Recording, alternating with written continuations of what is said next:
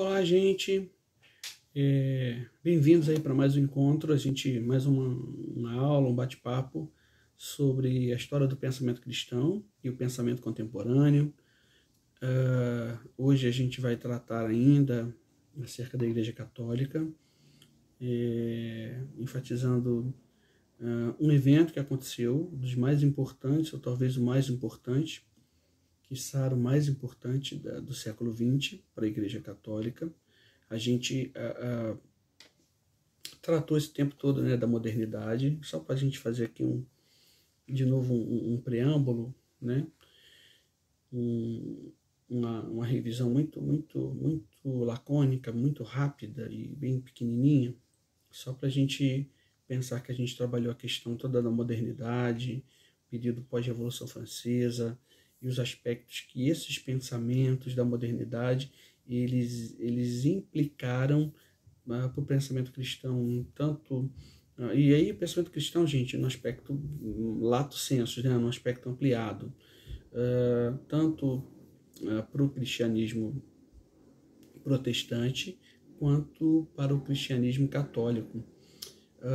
A gente está abarcando, então, a questão ocidental, né, esse pensamento ocidental. A gente não está frisando nem está levando em consideração a igreja ortodoxa grega, russa, enfim, as igrejas orientais. Isso aí é um outro bate-papo para um outro momento. Mas eu queria falar então com vocês do Concílio Vaticano II, que ele ocorreu entre os anos de 1962 e 1965. O Shelley, né, o Bruce Shelley, ele dá um tema bem interessante para esse concílio, que ele diz que é o remédio da misericórdia. Ele chama esse concílio do remédio da misericórdia. Esse concílio foi muito interessante, foi o grande concílio que aconteceu pós o Concílio de Trento. Ele é o concílio de número 21, ecumênico, grande concílio ecumênico de número 21, na história da Igreja. Ele mexeu com alguns aspectos muito notórios do engessamento e da ortodoxia da Igreja Católica Romana, para buscar um novo viés de diálogo com a modernidade, com os novos tempos, com o tempo das ideologias, que a gente, né, sai ali do XIX e adentra o século XX com a época das ideologias. Então foi um concílio muito interessante, muito importante. Então ele é o grande concílio após Trento, né? Trento acontece 1543 até 1563. Então, quer dizer, quase 500 anos, né? Aí acontece depois o concílio do Vaticano II. Vaticano II, tá? Então, para a gente relembrar aqui alguns aspectos, para eu fazer esse introito para vocês, na verdade. Então, o Vaticano II, ele começou com um espetáculo, né? Quando a gente pega, eu sugiro a vocês aí, tá? YouTube, só você digitar lá imagens ou filmes do Vaticano II, Concílio Vaticano II. Foi realmente uma epopeia, foi uma apoteose, né? Aquela coisa do Papa entrando no trono papal, as mitras brancas, né? Que são os chapéus, dos bispos da Igreja Católica, que são as mitras. Parecia um córrego branco, tudo muito lindo. Muito pomposo. Durou 4 horas, né, de duração, a abertura do concílio, e deu uma aparência, gente, de uma inauguração de um novo tempo, uma nova era, uma nova etapa, uma nova fase para a Igreja, tá? Foi, portanto, como eu estou dizendo para vocês, um concílio muito importante, o grande evento católico, talvez, do século XX. E ele exatamente, ele dava essa nova cara para a Igreja, em alguns aspectos que a gente vai tratar aqui, vai trabalhar aqui, porque, na verdade, ele foi muito mais do que apenas o espetáculo, né, pomposo da sua abertura. Mas ele buscou revelar ao mundo a presença profunda, tá, de um novo espírito no catolicismo romano, que clamava, esse novo espírito clamava o quê? Por mudanças. Mudanças exatamente nessa época das ideologias, e que desmistificou um pouco a visão protestante, né, daquela igreja católica como um sistema monolítico, como aquela rocha, né, inexpugnável, absolutista, que pela primeira vez houve o reconhecimento assim tácito pela Igreja Católica de que aqueles que a deixaram no passado, de algum modo, tinham boas razões para ter feito isso. Então, foi um concílio de profunda reflexão, tá? Então, foi muito interessante a gente pensar sobre esse concílio, para a gente desmistificar algumas ideias que a gente tem acerca do catolicismo, para a gente abarcar um pouquinho melhor o pensamento deles, né? Aquela imagem, então, tradicional da igreja de Roma, criada sobretudo e forjada, por isso que o Trento é bem importante, forjado exatamente pelo Concílio de Trento, dessa ideia, né, de uma fortaleza inexpugnável sendo atacada pelo secularismo, modernismo, individualismo. Dentro dos seus muros, né, os homens podiam ter segurança da salvação dentro da mãe igreja, pois ali estavam todas as verdades imutáveis de Deus, né? É interessante a gente pensar sobre isso, porque antes, até pouco tempo antes da própria convocação do concílio, né? Eu vou já dizer o Papa. O Papa anterior, o Papa Pio XII, que governou o trono papal ali de 1939 a 1958, extremamente conservador, né? Ele refletindo sobre esses ventos de mudanças que o mundo estava soprando sobre a igreja, ele chegou a colocar uma encíclica chamada Humani Generis, onde ele condenava, olha que interessante, onde ele condenava tentativas de alguns teólogos de atualizar os ensinos da igreja. Porque na visão dele enfraqueceriam, né, a importância dos dogmas. Então, olha que interessante, ele ratificava que as formulações sustentadas pela igreja, pelos pais da igreja e, sobretudo, pelo Concílio de Trento e pelo próprio Vaticano I, né? Mas o Vaticano II, então, ele apresentou uma outra imagem, uma nova face. O Papa que fez a convocação do Vaticano II foi o Papa João XXIII, né? Onde ele apresenta, ele busca mostrar a igreja como um povo peregrino, tá, gente? A ideia, então, do João XXIII era ter um concílio de cura e menos de condenação. Então, era um povo peregrino. Ele viu a igreja assim, sob a orientação de Deus. Esse povo peregrino seria a igreja, movendo-se pelo mundo, olha que interessante, juntamente com outros peregrinos. A coisa então já começa a mudar.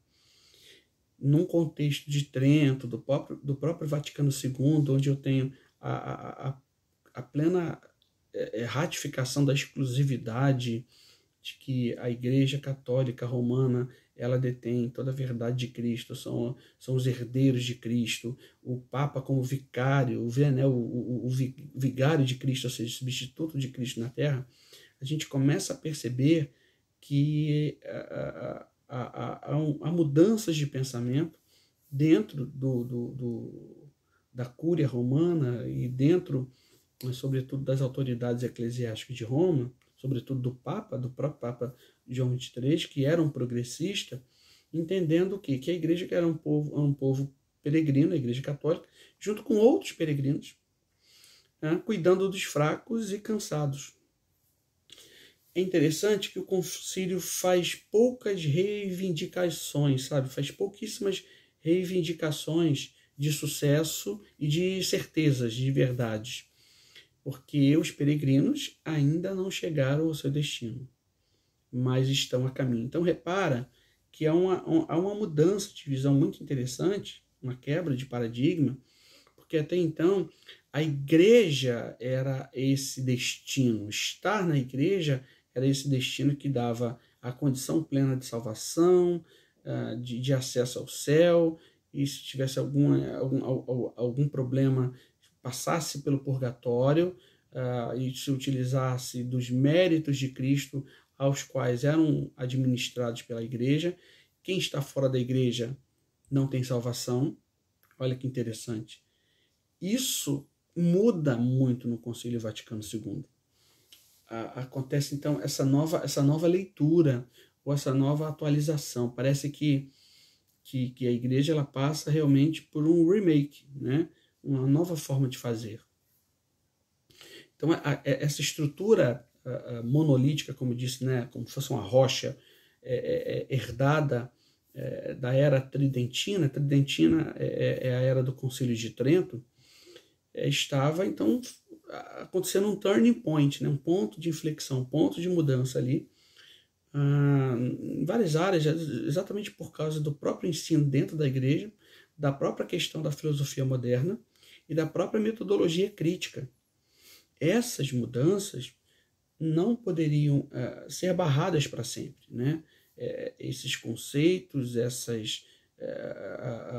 esses novos pensamentos estavam batendo a porta da igreja há muito tempo. Então, nos últimos momentos do século XIX e início ali do século XX, a gente pode perceber fissuras dentro desse conceito, desse consenso universal.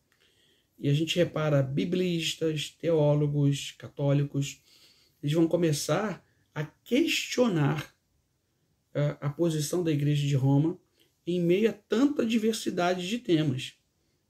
Então, o reconhecimento dessas mudanças que ocorreram no mundo e na Igreja fez com que, em 1962, o Papa, então, João XXIII, convocasse, né, esse 21º concílio ecumênico da história da Igreja, tornando-se, então, assim, segundo alguns historiadores, a mais importante assembleia, reunião, desde a época do Concílio de Trento. Roger Olson fala sobre isso, Gonzalez fala sobre isso, Justo Gonzalez, o Bruce Shelley fala sobre isso. Então, João XXIII, agora olha que interessante, né? O Papa João XXIII, ele falece durante a primeira fase, né, na fase inicial do concílio, que ele acaba sendo continuado pelo Papa Paulo VI, sendo que Paulo VI ele era um teólogo mais conservador, guardem isso, mas o espírito do concílio, né, foi muito mais forte, exatamente para que as mudanças elas fossem efetivamente colocadas em prática, né? Uma coisa que eu quero que vocês guardem, que é muito importante, é o propósito, né? Qual foi então o propósito?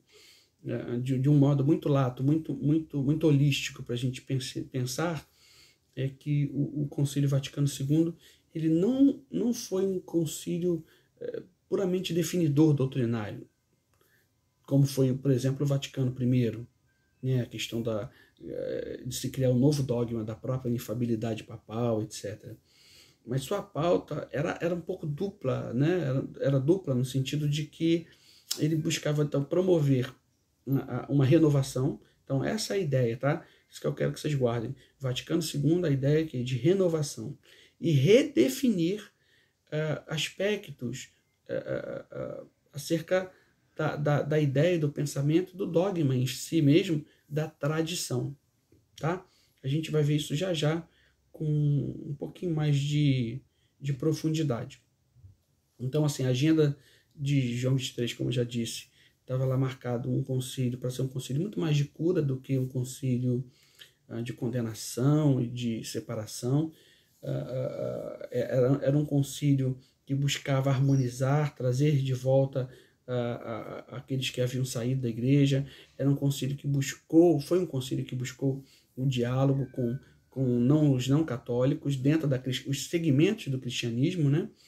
Que houve muita barreira, sobretudo na reforma e pós-reforma, entre a Igreja Católica e os protestantes. Então, a gente percebe que esse espírito ecumênico, esse espírito de diálogo, de chamar para conversar, de partilhar de ideias diferentes, de entender a diversidade, foi o que predominou no Concílio Vaticano II. Embora, é claro, que a gente vai ter lá os conservadores, isso é fato, né? Dentro desse aspecto, a gente percebe que a gente tem dois partidos, né, se a gente pode dizer assim, antagônicos dentro do concílio. Os conservadores tradicionais, que achavam, né, que a mudança era desnecessária, e os sacerdotes eruditos mais radicais, né, liberais, que entendiam a necessidade de adequação ou de diálogo da igreja com a modernidade, com os tempos modernos, com a contemporaneidade. A Assembleia, esse concílio era formado por cerca de 2.300 delegados, além de observadores protestantes. Olha que interessante. Então, a gente teve observadores protestantes dentro do concílio.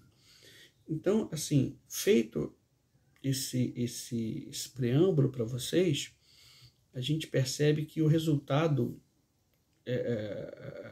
do concílio tem impactos até os dias atuais. Eu vou citar um ou dois aqui para vocês.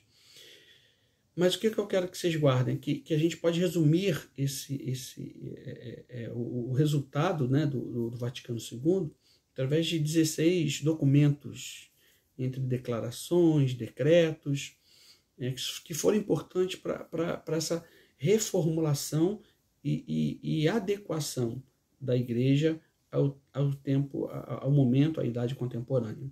Então, em alguns momentos aqui, eu vou ler algumas dessas declarações, como a Humanitatis Rediteratio, que é um reordenamento do latim, né? Do pensamento humano, ou seja, a centralidade da ideia pessoal de se ter uma posição ou uma atitude muito mais de diálogo, muito mais de ser aberto do que aquela coisa engessada e fechada como era antes. Então, eu vou elencar aqui alguns resultados e algumas reverberações das decisões do Vaticano II em alguns aspectos especificamente. Então, a gente vai elencar primeiro aqui, por exemplo, quais foram as reverberações, o que o Vaticano II desagou dentro da própria igreja, a estrutura da igreja, né? O Vaticano II, ele reafirmou a infalibilidade papal, mas olha que interessante, isso que eu quero que vocês guardem, porque as mudanças também não podem ser radicais, né, pessoal? Elas vão acontecendo paulatinamente, mas foram mudanças significativas, extremamente relevantes. Então, o conceito, né, o dogma da infalibilidade papal, ele foi ratificado, reafirmado, mas se estendeu também essa autoridade para os bispos. Olha que interessante, se estendeu os limites da autoridade dos bispos. Então, algumas declarações eu vou citá-las aqui, só para a gente entender, mas a ideia era o seguinte, olha, a infalibilidade prometida à igreja residia também no corpo dos bispos, quando esse corpo exercita a autoridade magisterial, ou seja, a autoridade magisterial, ou seja, a autoridade no ensino, como descendentes e como sucessores de Pedro. Isso é muito importante. A gente repara, então, que o Papa ele reparte o seu poder com quem? Com os bispos. Não fica mais aquela coisa centralizada, monolítica, como eu disse. numa pessoa só. Outra mudança assim, que foi muito significativa do Vaticano II foi a questão do papel dos leigos, né? Você sabe que você tem os leigos e os clérigos. Trento reafirmara que somente, olha que interessante, o Concílio de Trento, lá do século XVI, ele afirmara que somente os sacerdotes ordenados constituíam a igreja. Qual era a consequência prática disso, gente? A marginalização dos leigos. Os leigos não podiam desempenhar nenhum papel dentro da estrutura eclesiástica, né? Não podiam fazer nada, e ainda não eram vistos como constituintes da igreja. O Vaticano II reconheceu formalmente o papel e a relevância dos leigos, afirmando o seguinte, olha, eu vou ler aqui para vocês, que esses fiéis, né, ou seja, os leigos, esses fiéis, os leigos, pelo batismo, são feitos um corpo com Cristo e são estabelecidos entre o povo de Deus. A maneira, né, a maneira são feitos participantes, ou seja, dessa maneira, são feitos participantes das funções, olha que interessante, das funções sacerdotais, proféticas e reais de Cristo. Ou seja, há uma inserção dos leigos em todo o processo eclesiástico. E algo que mudou demais foi o seguinte, porque a partir dessa perspectiva, muda o que, pessoal? Muda a forma de se enxergar o próprio processo de evangelização, né? E as missas, que eram só responsabilidades dos sacerdotes até então. Agora, leigos podem desempenhar essa função. Isso é uma mudança de paradigma enorme. Permite que os leigos, que os clérigos, né, eles não precisam usar batina o tempo inteiro nos eventos. Olha que interessante. As missas passam a ser celebradas na língua do país de origem, não mais no latim. Gente, isso aí é um divisor de águas, né? Você pensa vamos pensar em 2000 anos, vamos arredondar esse número. Em 2000 anos de história de igreja, né? Vamos pensar em 1700 anos, a partir dessa igreja imperial ali com Constantino, né? A partir do quarto século depois de Cristo, você vê aí 1700 anos de história, onde as missas sendo celebradas em latim. E aí, esse divisor de águas no Vaticano II. Só por isso a gente já podia classificar o Concílio Vaticano II como importantíssimo para a nossa nova era da Igreja. Outra coisa interessante que acontece dentro desse processo dos documentos, e que é um dos resultados, né, do Vaticano II, é com respeito ao relacionamento da Igreja de Roma com as religiões não cristãs. O Concílio declarou o seguinte, olha que interessante, eu quero ler aqui para vocês, deixa eu puxar aqui para ler. Diz assim, olha, Deus, sua providência, sua manifestação de bondade e seus desígnios salvíficos se estenderão a todos os homens até o dia em que os eleitos serão unidos naquela santa cidade, que reluz com o esplendor de Deus, onde as nações andarão em luz. Esta declaração, gente, identificava uma mudança no conceito tomista racionalista, de que a igreja, só através da igreja, só quem está na igreja que concebe o conhecimento acerca de Deus.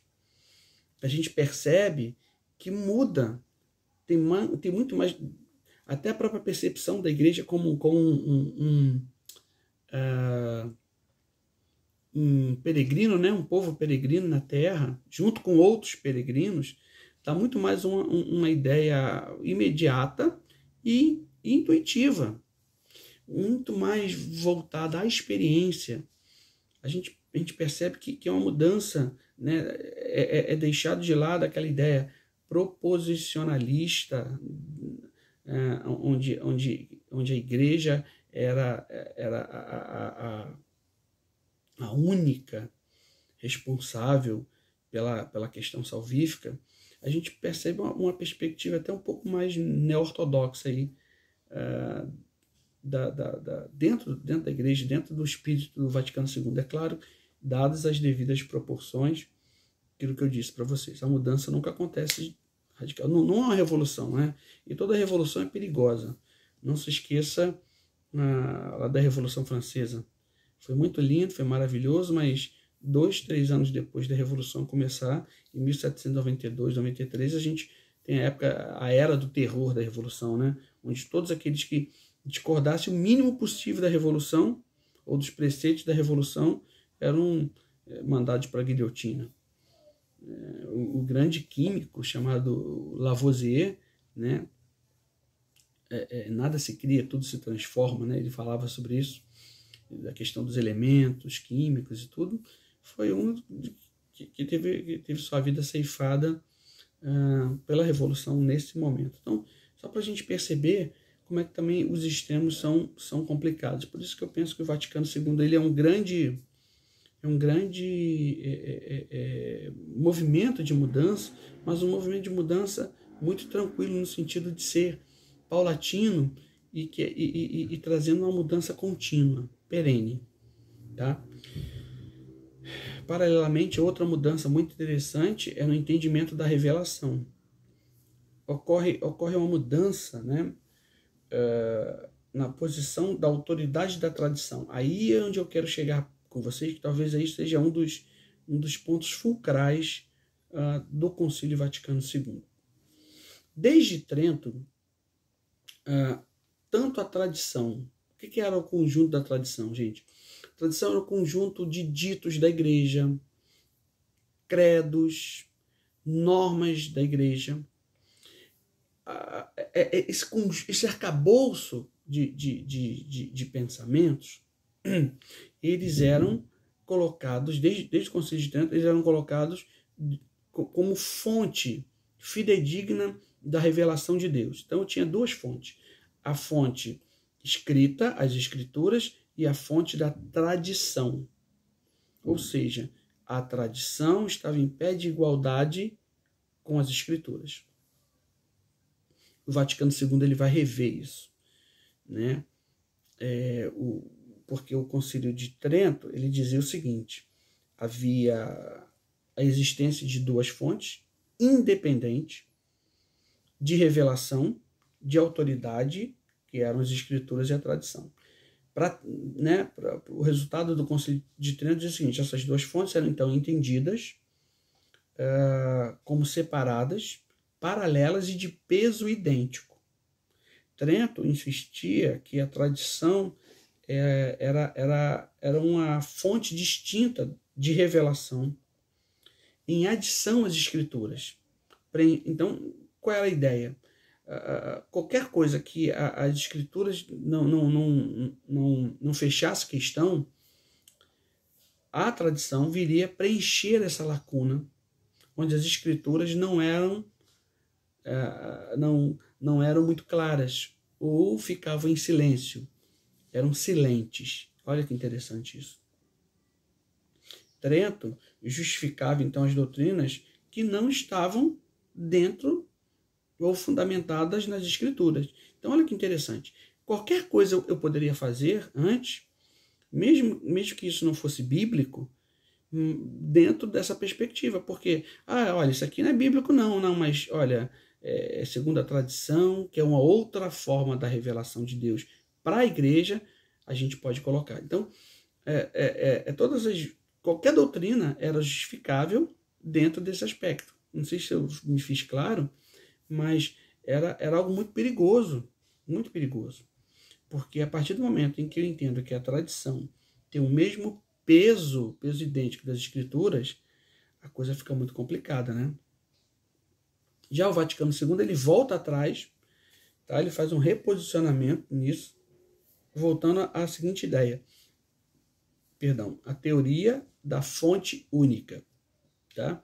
Ele retornou a antiga ideia ou teoria da fonte única, na qual a tradição consiste no modo, tá? A tradição vai consistir no modo tradicional, a redundância, né? A tradição ela vai consistir no modo tradicional de interpretar as escrituras, ou seja, é um modo de interpretação, mas de quem? Das escrituras. As escrituras são a única fonte de inspiração e de revelação. Está pautado nas escrituras.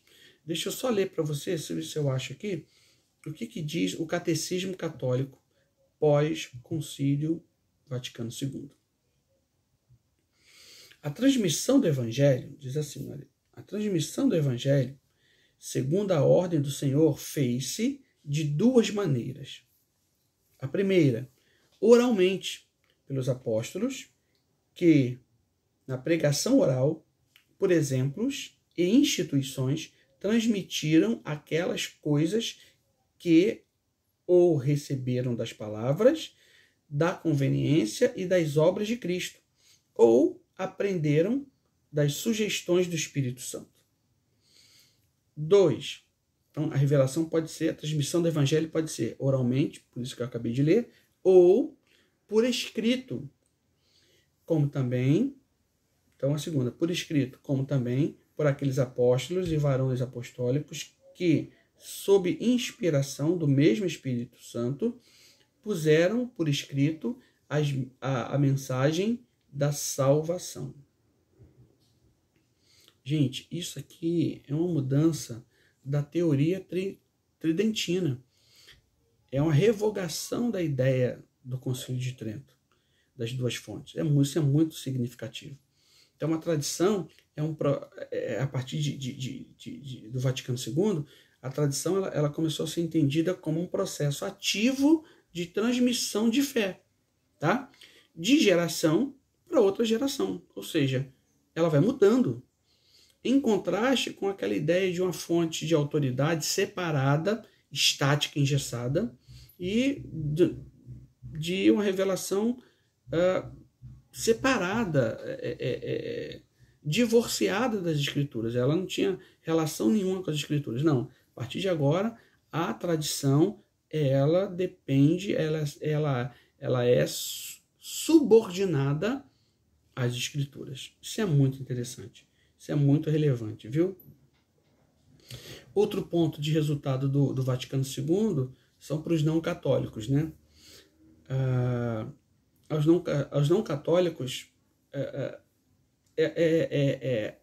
o Vaticano II ele traz uma ideia revolucionária, tá, em relação à igreja. Nesse sentido, como eu falei, revolução complicada, né, antes, mas assim, a revolução no sentido não, como eu falei anteriormente, mas a revolução no sentido de ser tão radical como foi. O Concílio de Trento havia anematizado, guarda esse termo, os protestantes. Né? O Trento diz